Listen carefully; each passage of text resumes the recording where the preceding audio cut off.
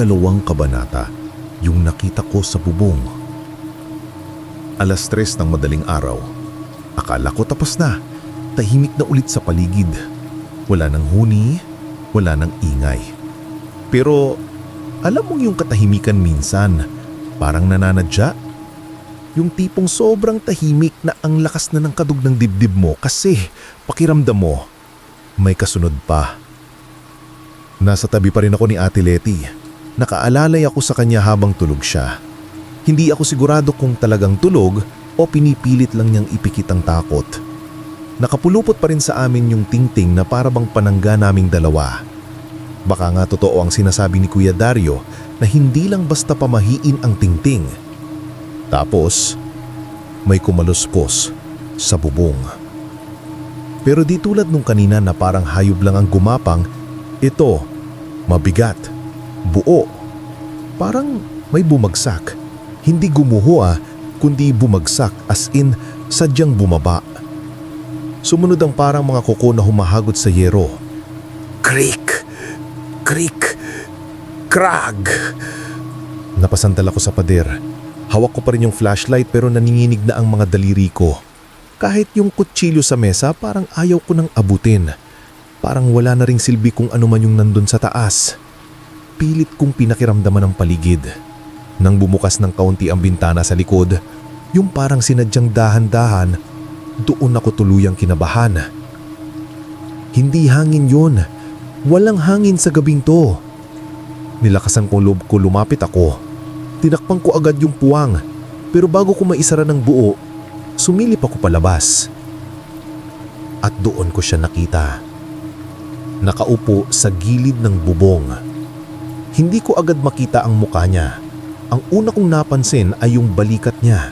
Payat, nakausli, parang balat lang ang bumabalot sa buto.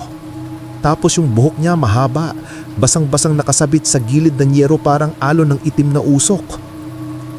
Pero yung pinakamatindi, yung dila, mahaba, parang ahas, gumagalaw sa hangin na parang may hinahanap.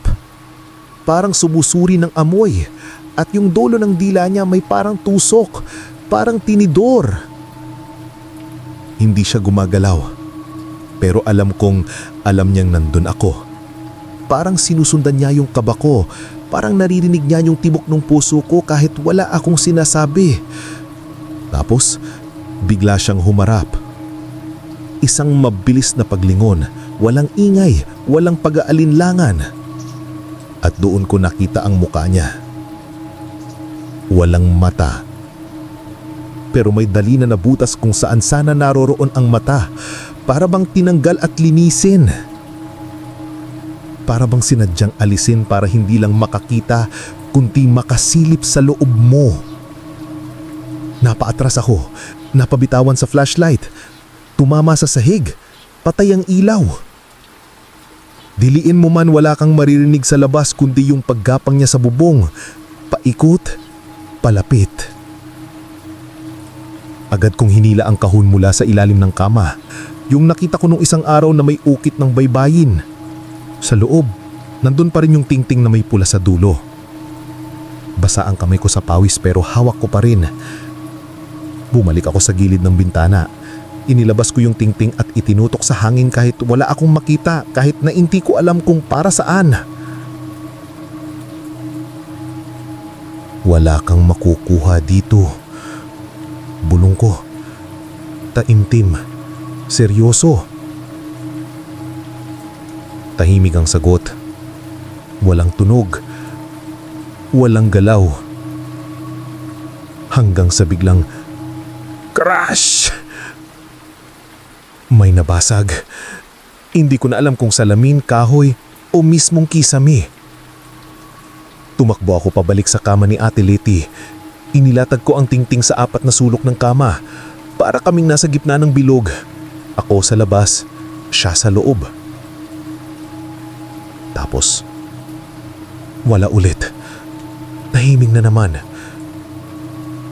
Pero mas mabigat na ang hangin. Pumintig ang ilaw sa kisame. 3 beses. Tapos namatay.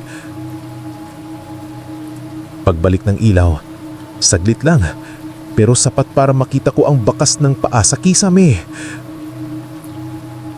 3 lang ang daliri at lahat pabaliktad ang direksyon ng kuko.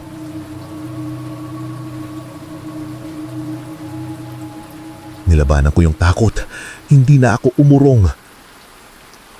Hinawakan ko ang tingting na may ukit. Pinikit ko ang mata ko. Tapos parang may narinig akong boses. Hindi sa labas, kundi sa loob ng isip ko. Ang hindi maniniwala ay siyang unang lalapa. Parang boses ni Lola. Hindi ako sigurado, pero sa mga oras na yon, naniwala ako. At doon ko lang naisip, baka kaya hanggang ngayon buhay si Lola ay dahil marami na siyang nilaban bago pa kami. Baka hindi lang ito isang gabi. Baka hindi lang ito katungkol sa pagbubuntis ni ate. Baka simula pa lang to. Bago tayo magpatuloy sa kwento, i-like mo muna ang kwentong ito kung kinilabutan ka. At kung gusto mong mauna sa susunod na kabanata, i-share mo na rin ang kwentong ito. Sabay-sabay nating tuklasin kung ano pa ang kayang gawin ng tingting at kung hanggang saan pa ang kayang gawin ng dilim.